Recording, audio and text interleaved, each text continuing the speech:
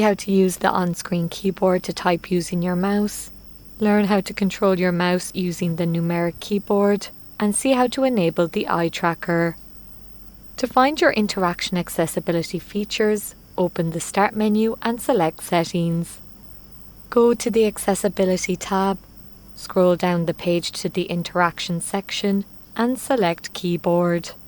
In the Sticky, Filter and Toggle Keys section, you can enable the Sticky Keys option by selecting its toggle.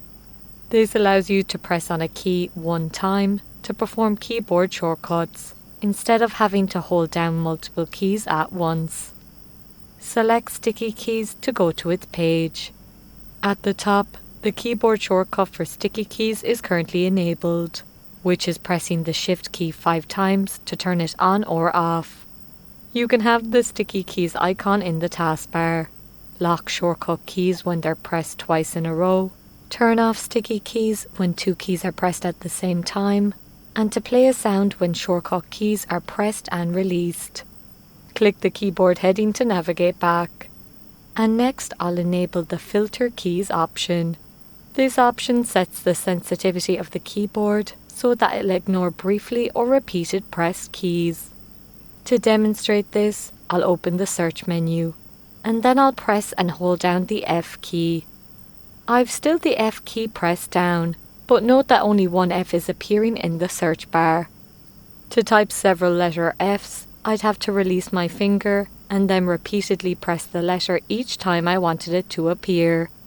This is another good way to control what and how you type, and can help you avoid making mistakes. Click away to close the search menu. Next, we've the Toggle Keys option. If you enable this, a sound will play when you press the caps, num, or scroll lock keys. This can help you visually and audibly identify if you've accidentally pressed one of these keys. Select Notification Preferences. In its expanded menu, we've the option to be notified when I turn on the sticky, filter, or toggle keys from the keyboard.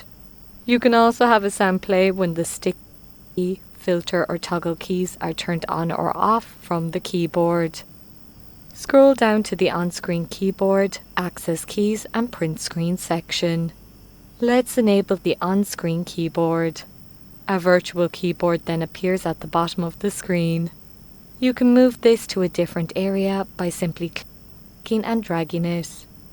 To demonstrate how to use this keyboard, I'll again open the search menu.